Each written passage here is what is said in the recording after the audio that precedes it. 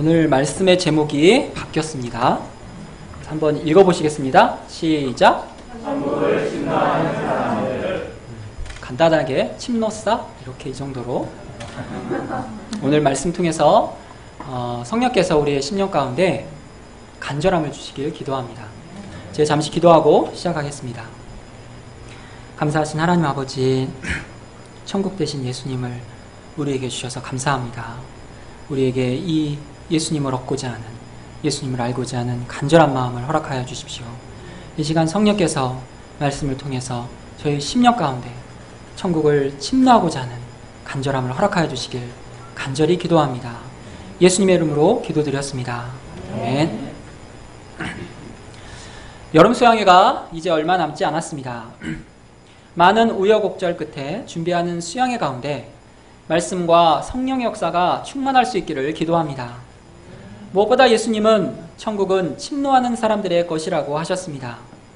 오늘 말씀을 통해 천국잔치 여름 수양회를 앞두고 우리가 어떤 마음 자세로 준비해야 하는지 배울 수 있기를 기도합니다. 천국을 침노하여 소유한 사람들은 모두 예수님을 만나고 진정한 쉼을 누리게 될 것입니다. 오늘 말씀을 통해 또한 진정한 쉼이 무엇이며 예수님이 어떻게 우리에게 참 쉼을 주시는지 배울 수 있기를 기도합니다. 파트 1, 실족하지 않는 자는 복이 있도다. 예수님은 12제자를 세우시고 전도 훈련을 시키셨습니다. 예수님도 12제자들과 함께 여러 마을에서 전도하고 가르치셨습니다. 예수님의 소문이 온 유대 땅에 퍼지게 되었습니다. 그때 세례 요한은 헤롯 왕이 동생의 아내와 결혼한 것을 비난하여 감옥에 갇혀 있었습니다. 감옥에 갇혀 있었던 세례 요한에게도 예수님의 소문이 들렸습니다. 2절을 보십시오. 요한이 옥에서 그리스도께서 하신 일을 듣고 제자들을 보내요. 요한은 감옥에서 제자들을 보내 물었습니다. 오신다고 했던 분이 바로 당신입니까? 아니면 다른 분을 기다려야 합니까? 세례 요한은 예수님을 메시아로 소개한 사람이었습니다. 요단강에서는 직접 예수님께 세례도 주었습니다. 요한복음에서는 보라, 세상 죄를 지고 가는 하나님의 어린 양이로다 하며 예수님이 이 땅에 오신 목적도 정확히 말해 주었습니다. 하지만 세례 요한이 감옥에 있으면서 들은 예수님에 대한 소문은 자신이 생각하고 기대한 메시아의 모습이 아니었던 것 같습니다. 요한은 도끼가 나무 뿌리에 이미 놓였고 메시아가 오시면 좋은 열매를 맺지 않는 나무마다 찍혀 불에 던져질 것이라 기대했습니다.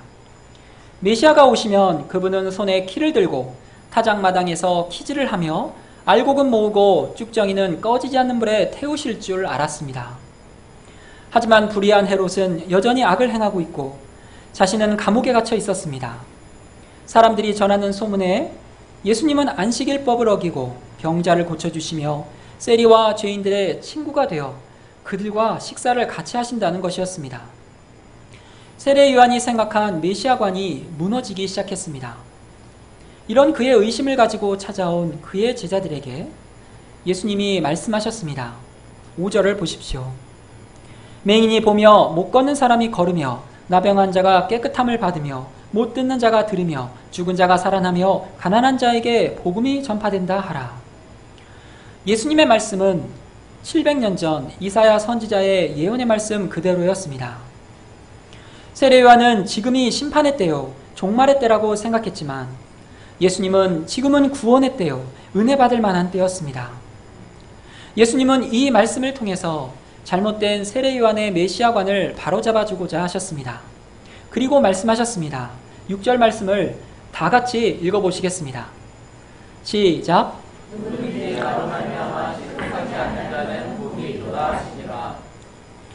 실족한다는 말은 의심에서 떠나간다는 뜻입니다. 왜냐하면 내가 생각하고 기대한 메시아가 아니기 때문입니다.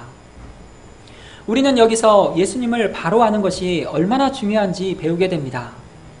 메시아의 선구자인 세례 요한조차도 예수님을 몰라 실족할 뻔했습니다. 무리들은 떡 5개와 물고기 2마리로 5,000명을 먹이신 예수님을 보며 예수님은 이 땅에 떡 문제를 해결해 주시는 분으로 생각했습니다. 하지만 예수님은 하늘에서 내려온 생명의 떡이었습니다. 예수님은 자신의 살과 피를 주시기 위해 오셨습니다. 결국 사람들은 자신의 떡 문제가 해결되지 않았을 때 예수님을 떠났습니다. 무기력하게 체포당하시고 군병들에게 채찍에 맞아 피 흘리시는 예수님을 보며 무리들은 실족했습니다. 그들이 기대한 메시아는 이 땅에 다윗 왕국의 영광을 회복할 정치적 메시아였습니다. 결국 그들은 예수님을 십자가에 못 박았습니다. 마찬가지로 우리가 예수님을 믿는 삶에서 기대하는 것과 성경이 가르쳐주는 것이 다를 수 있습니다. 대체로 사람들은 고난이 없는 신앙생활을 기대합니다. 하나님의 축복을 받아서 형통하기를 원합니다. 예수님을 믿으면 공부도 잘하고 남들이 부러워하는 직장도 얻고 세상에서 잘 나가야 한다고 생각합니다. 가정도 화목하게 되어 알콩달콩 행복하게 살 수 있을 거라 생각합니다. 또 그렇게 되어야만 하나님의 영광도 드러날 수 있다고 생각합니다. 하지만 예수님은 우리의 신앙생활을 누구든지 나를 따라오려거든 자기를 부인하고 자기 십자가를 지고 나를 따를 것이니라 말씀하셨습니다.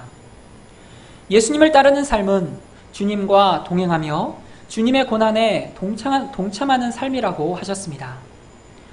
내 생각과 하나님의 뜻이 다르다면 어떻게 해야 합니까? 우리는 내 생각을 바꾸어서 하나님의 뜻에 맞추어야 합니다. 그렇지 않고 자기 임의대로 신앙생활을 하면 실족하게 됩니다. 우리의 신앙생활은 내가 가지고 있는 잘못된 메시아관을 바로잡아가는 생활이라고 말할 수 있습니다. 우리가 예수님을 바로 알아 복 있는 자가 될 수 있기를 기도합니다. 파트 2. 천국을 침노하는 사람들. 예수님은 세례 요한의 제자들이 떠나고 난 후에 세례 요한에 대해서 말씀해 주시기 시작했습니다. 7절부터 15절까지 세례 요한에 대한 예수님의 평가가 나옵니다. 7절과 8절을 보십시오. 너희가 무엇을 보려고 광야에 나갔더냐? 바람에 흔들리는 갈대냐? 그러면 너희가 무엇을 보러 나갔더냐? 부드러운 옷 입은 사람이냐? 부드러운 옷 입은 사람은 왕궁에 있느니라. 예수님은 그 당시 수많은 사람들이 세례 요한을 만나러 광야로 나간 사실을 말씀하고 계십니다. 하루 먹고 살기도 힘든 시절에 사람들이 아무것도 없는 광야로 나간 이유가 무엇입니까? 요단 강변에는 갈대가 많았습니다. 바람에 흔들리는 갈대는 마음이 이리저리 흔들리는 사람입니다. 사람들의 말만 듣고도 마음에 의심이 일어나 유동치는 사람입니다. 삶에 고난이 오면 이 길이 아닌가 하며 자꾸 뒤를 돌아보는 사람입니다. 세례 요한은 잠시 예수님으로 인하여 마음이 흔들렸지만 그는 갈대와 같은 사람이 아니었습니다. 그는 세상 영광이나 사람들의 평가에 마음이 흔들리지 않았습니다. 종교 지도자들이나 권력자들 앞에서도 흔들리지 않고 회개의 메시지를 전했습니다. 그는 반석처럼 굳게 서서 광야에서 외치는 자의 소리로서의 사명을 끝까지 감당했습니다. 부드러운 옷을 입은 사람들은 화려하고 사치스러운 옷을 입은 왕이나 고위 신하들입니다. 그들은 오직 세상 영광과 권력을 쫓아 살아갑니다. 하지만 세례 요한은 낙타털 옷을 입고 메뚜기와 석청을 먹으며 자신의 사명에 집중한 사람이었습니다. 그러면 사람들은 무엇 때문에 광야로 나간 것입니까? 그들은 선지자를 보기 원했습니다. 사람들은 하나님의 말씀에 갈급했습니다. 그들은 메마른 영혼의 담비와 같은 하나님의 말씀을 전하는 선지자를 만나러 갔습니다. 그러나 예수님은 세례 요한이 선지자보다 더 나은 자라고 하십니다. 왜 그렇습니까? 10절을 보십시오. 보라, 내가 내 사자를 내 앞에 보내노니 그가 내 길을 내 앞에 준비하리라. 그것은 그의 업적이나 성품 때문이 아니라 그가 맡은 사명 때문이었습니다. 세례 요한은 메시아의 길을 예비하는 선구자였습니다. 예수님은 더 나아가 여자가 낳은 자 중에 세례 요한보다 큰 이가 일어남이 없도다 라고 말씀하셨습니다. 구약의 유명한 믿음의 사람들이 다 여자가 낳은 자들입니다. 믿음의 조상 아브라함에서 시작하여 출애굽의 역사를 이룬 모세, 선지자 사무엘과 메시아의 그림자 다윗 왕에 이르기까지 모두 다 여자가 낳은 자들입니다. 이들은 모두 믿음으로 위대한 업적을 이루고 하나님의 성품을 닮은 사람들이었습니다. 그런데 세례 요한이 이 모든 사람들보다 더 크다고 하십니다. 왜냐하면 그는 구약의 선지자들처럼 천국의 그림자를 본 것이 아니라 실제 천국 되신 예수님을 보고 증거한 사람이기 때문입니다. 뿐만 아니라 예수님은 천국에서는 극히 작은 자라도 그보다 크니라 말씀하십니다. 하늘나라에서는 아무리 낮은 사람이라도 세례요한보다 더 크다는 뜻입니다. 신약시대의 사람들은 예수님의 탄생을 보았고 그분의 말씀을 들었습니다. 메시아의 고난과 십자가의 죽으심을 보고 부활까지 목격했습니다. 죄사함과 구원의 은혜를 받았습니다. 성령께서 친히 각 사람 가운데 임재하시는 것을 체험하였습니다. 우리는 이 땅에서 천국 되신 예수님을 소유한 사람들입니다. 이는 참으로 놀랍고 영광스러운 일입니다. 그러므로 예수님을 믿고 천국에 속한 사람은 극히 작은 자라도 세례 요한보다 큰 사람입니다. 세례 요한의 때부터 죄로 닫힌 천국의 문이 열리게 되었습니다.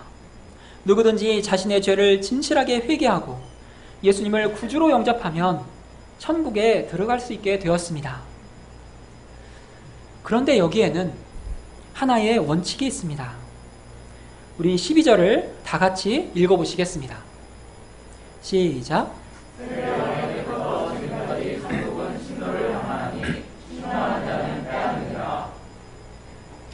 침노하다라는 단어의 헬라어는 비아조로서 무력을 사용하여 돌파하거나 힘으로 강력하게 밀어붙이는 행위를 가리키는 말입니다. 습격해서 탈취하다, 갑자기 달려들어 점유하다, 획득하다 라는 의미로 해석할 수 있습니다. 천국이 무슨 전쟁터도 아니고 뺏고 빼앗기는 약육강식이 지배하는 나라인 것처럼 묘사되어 있어 당황스럽기까지 합니다. 싸울 힘이 없거나 싸우기 싫어하는 사람들은 어떻게 해야 할까요? 예수님이 오셨을 때 천국을 침노하여 그 기쁨과 은혜를 맛본 사람들이 많이 있었습니다. 예수님이 계신 지붕을 뚫은 중풍병자의 친구들은 대표적인 천국 침노자들이었습니다. 그들은 사람들에게 막혀서 예수님께 나아갈 수 없게 되자 지붕으로 올라가서 천장을 뚫고 중풍병자를 예수님 앞에 달아내렸습니다. 그들의 침노하는 믿음은 남의 집에 지붕을 뚫는 상식 밖의 행동까지 하게 하였습니다. 어떤 문둥병자는 사람들에게 돌에 맞아 죽을 각오를 하고 예수님께 나왔습니다. 12회를 혈루증으로 고통하는 여인도 사람들 사이를 뚫고 나와 예수님의 옷자랑을 만졌습니다. 그들이 침노했을 때 그들은 천국을 얻게 되었습니다. 예수님의 능력이 그들에게 임하였습니다.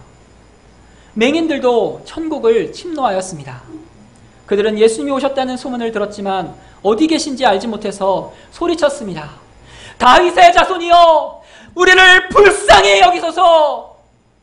조용히 좀 하라고. 사람들의 소리도 그들의 진격을 막을 수 없었습니다. 다윗의 자손이여, 나를 불쌍히 여기소서. 여리고의 세리장 삭개오는 키가 작았지만 예수님을 보기 위해 뽕나무로 기어 올라갔습니다. 사람들의 시선과 자의식도 천국을 향해 나아가는 그를 막을 수 없었습니다. 예수님은 이 땅에 오신 천국이십니다.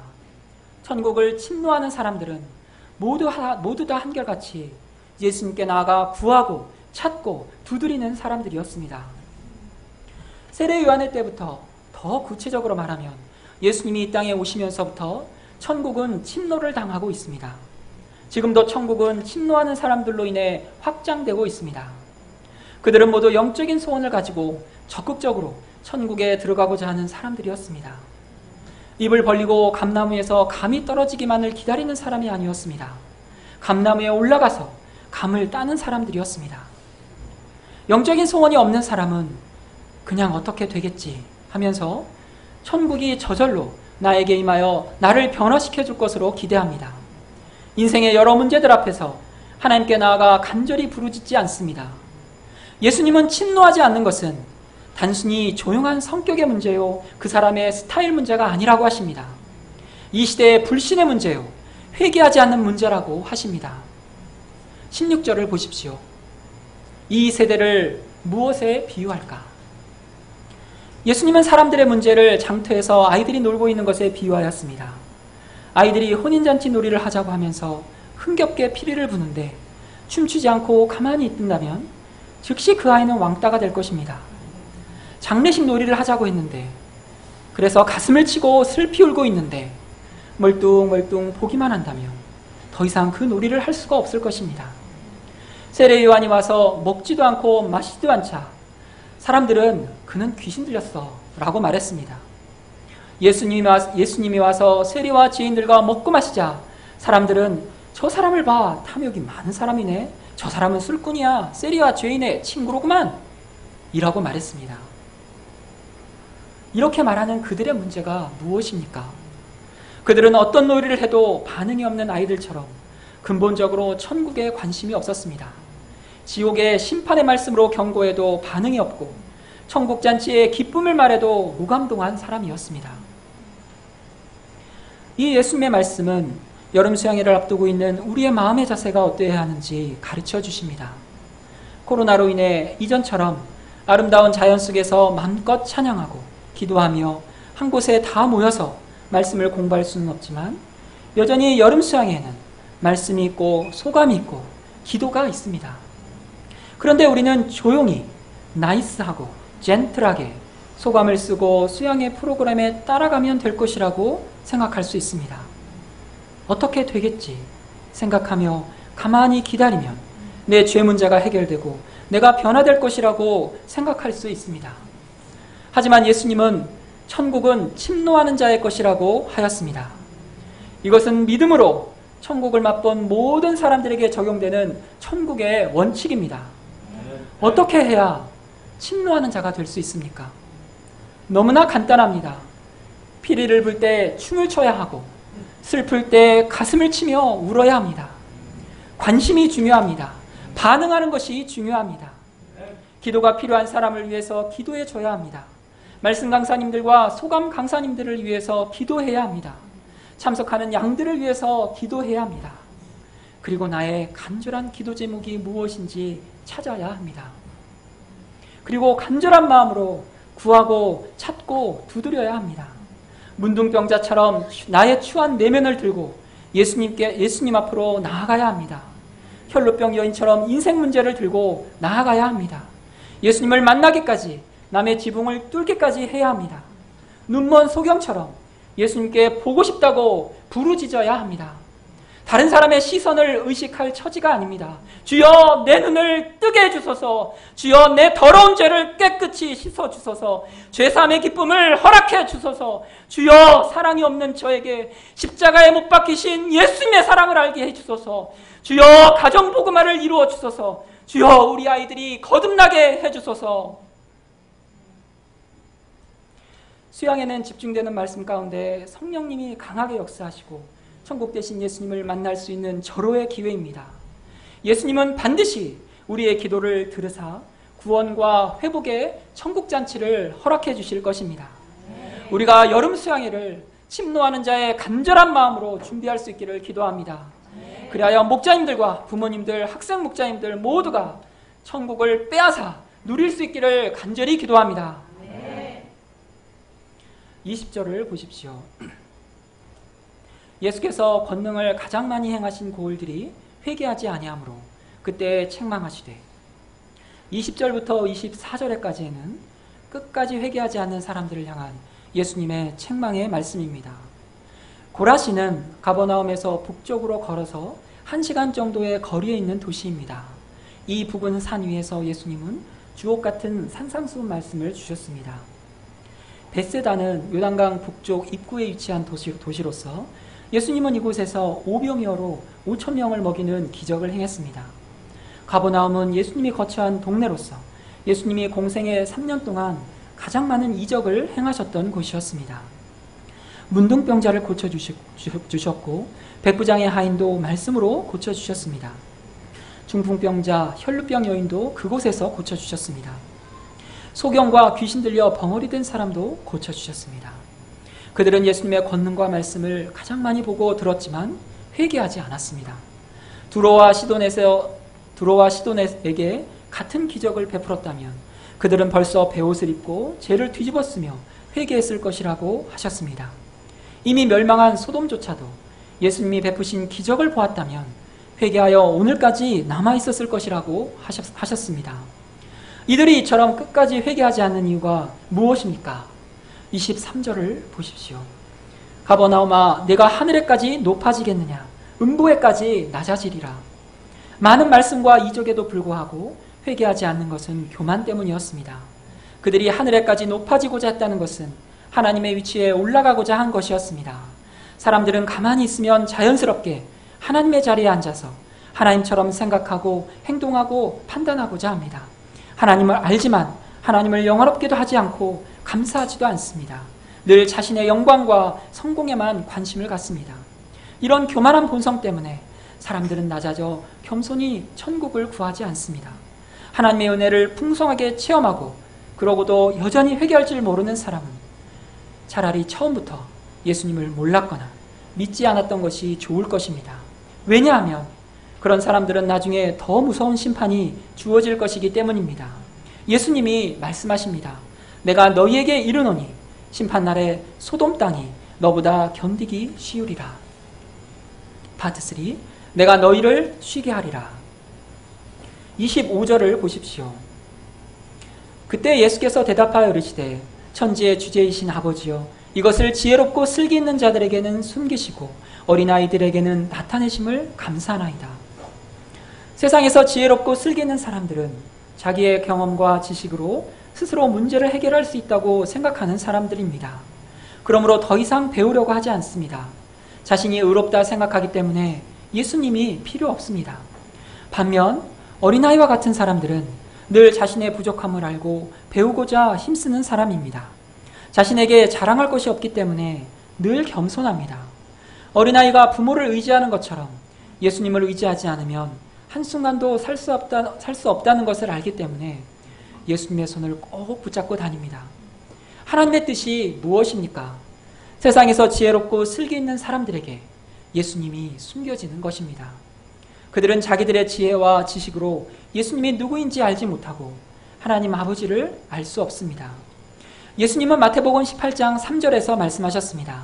너희가 돌이켜 어린아이들과 같이 되지 아니하면 결탄코 천국에 들어가지 못하리라. 우리가 어린아이와 같이 항상 배우며 겸손히 예수님만 의지할 수 있기를 기도합니다. 이제 예수님은 우리들을 천국으로 초청하십니다. 우리 28절 말씀을 다 함께 읽어보시겠습니다. 시작.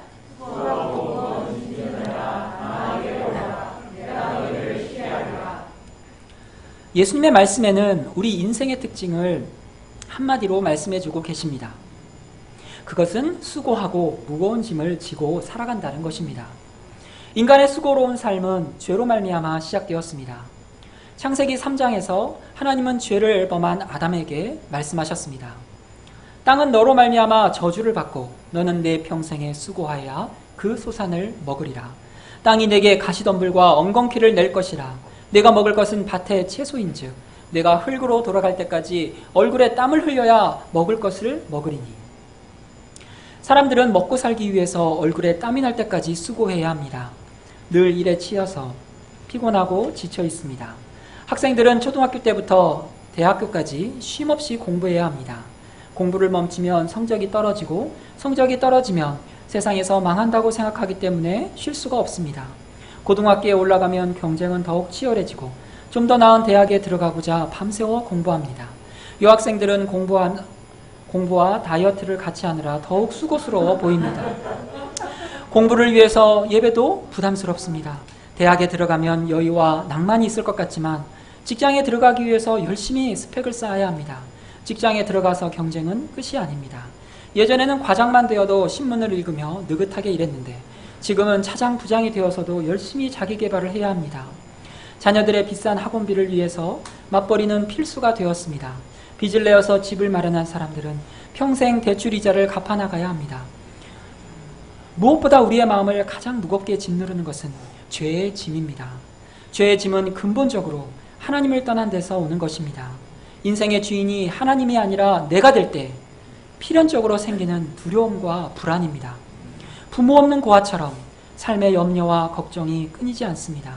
장래에 대한 염려와 불안 때문에 편히 잠을 자지 못하고 불면증에 시달립니다. 죽음 앞에서의 허무와 절망은 가장 큰 죄의 짐입니다. 이 허무와 절망을 잊어버리는 방법은 한 번뿐인 인생, 오직 자신을 즐겁게 하고 자신을 만족시키는 삶을 사는 것입니다. 시간과 돈이 생기면 여행을 가고 맛집을 찾아다니지만 거기에 참된 쉼이 없습니다. 늘어나는 빚과 뱃살뿐입니다. 영화와 드라마, 게임으로 현실을 도피하고 쉬려고 해도 돌아오면 더 큰 허무와 갈증으로 고통스럽습니다. 사람들은 술과 마약과 도박과 정욕의 쾌락에 중독되어 양심의 고통과 심판에 대한 두려움에 시달립니다. 예수님은 이런 우리 인생들을 초청하십니다. 수고하고 무거운 짐진 자들아, 다 내게로 오라. 그러면 예수님은 어떻게 우리를 쉬게 하십니까? 29절을 보십시오. 나는 마음이 온유하고 겸손하니 나의 멍에를 메고 내게 배우라. 그리하면 너희 마음이 쉼을 얻으리니. 먼저 온유하고 겸손하신 예수님을 인생의 주인으로 섬겨야 합니다. 우리는 예수님의 십자가를 믿음으로 죄사함을 받고 하나님의 자녀가 되었습니다. 사단의 종된 삶을 살다 예수님을 왕으로 섬기는 사람이 되었습니다. 하지만 이렇게 신분이 바뀌었어도 실제 삶은 여전히 내가 인생의 주인이 되어 살아가고 있을 때가 많습니다. 하지만 거기에는 참된 쉼이 없습니다. 내가 주인된 삶은 사실은 사단의 종된 삶입니다. 과거 사단의 종된 삶은 비참했습니다. 사단은 거짓말쟁이요 살인자입니다. 자신을 위해 살면 행복하다고 우리를 속여서 죄 가운데 끌고 다니다가 죽이는 것이 사단의 목적입니다. 하지만 내 삶의 주인 되신 예수님은 온유하고 겸손한 분이십니다. 온유하신 예수님은 우리가 실수와 허물이 있어도 정죄하지 않고 부드럽게 감싸줍니다. 우리가 실패하여 낙심했을 때에도 위로의 말을 통해서 새 힘을 공급해 주십니다. 때로는 우리가 예수님을 원망하고 불평해도 예수님은 쉽게 흥분하거나 화를 내지 않습니다. 예수님이 나에게 주장하실 수 있는 권리도 주장하지 않습니다. 오히려 부드러운 말, 따뜻한 말로 분노와 원망이 가득한 우리를 진정시켜 주십니다. 그래서 헬라어로 온유라는 단어는 곪은 상처를 치료하고 고통을 진정시키는 연고를 가리킬 때도 사용된다고 합니다. 무엇보다 예수님은 우리의 짐을 대신 짊어주십니다.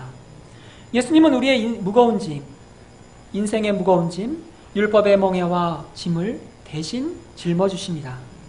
온유하고 겸손하신 예수님을 인생의 주인으로 모시고 섬기는 사람은 그 마음에 참 쉼을 누릴 수 있습니다. 두 번째로 예수님은 우리가 참 쉼을 누리기 위해서는 예수님의 멍에를 메고 예수님을 배우라고 하십니다. 멍에는 두 마리의 소나 나귀의 목에 얹어 쟁기나 수레를 끄는 도구입니다. 상징적으로는 전쟁포로나 노예들의 목에 씌우는 굴종의 도구로서 억압, 복종, 강제, 노역을 의미하기도 합니다. 우리가 사단의 멍에를 벗고 이제 자유하게 되었는데 우리가 참된 쉼을 얻기 위해서는 다시 예수님의 멍에를 메어야 한다는 것입니다.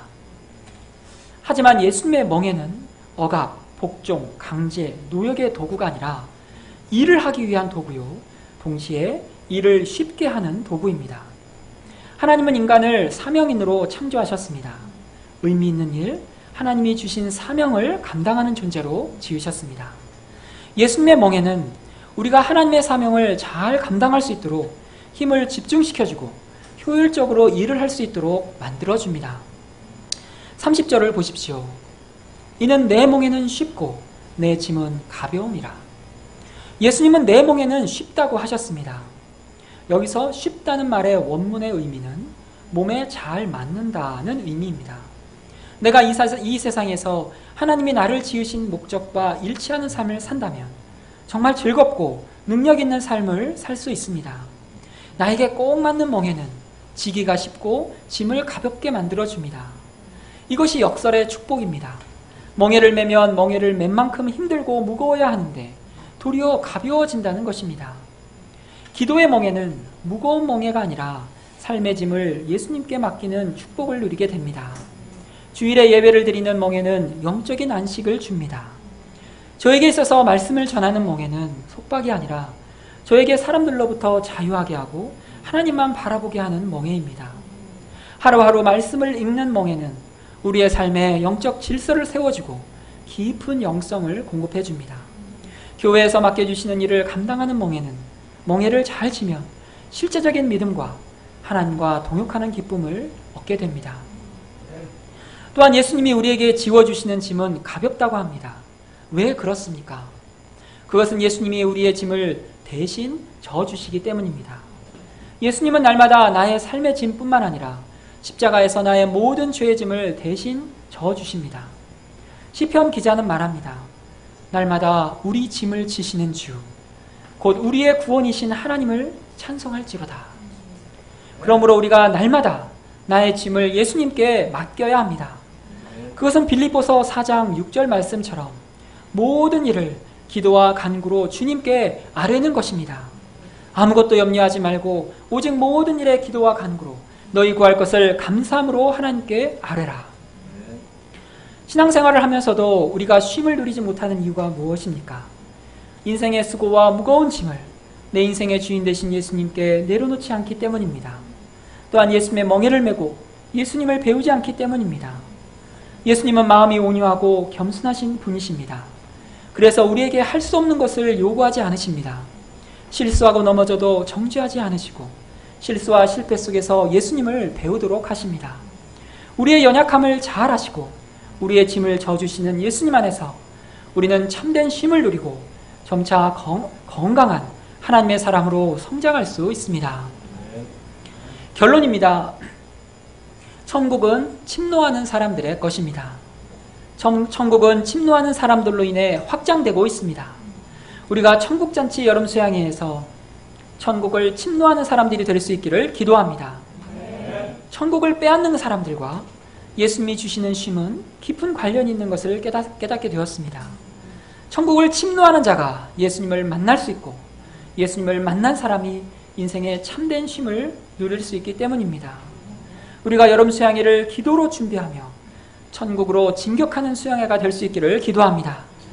그리하여 예수님 안에서 참 쉼과 위로를 얻고 이 땅에서 열매 맺는 인생, 승리하는 인생 살 수 있기를 간절히 기도합니다. 제가 기도하고 마치겠습니다. 감사하신 하나님 아버지, 이 땅에 천국으로 임하신 예수님을 하나 감사합니다. 우리가 예수님이 얼마나 귀한지, 얼마나 놀라우신 분인지 참 알지 못했던 것을 회개합니다. 하나님 아버지, 우리가 예수님을 구하게 도와주십시오. 그러나 천국은 침노하는 자의 것이라고 하였습니다. 우리가 간절한 마음으로 기도하고 간구하고 천국을 누리는 자가 되게 도와주십시오. 여름 수양회를 축복하여 주십시오. 예수님의 이름으로 기도드렸습니다.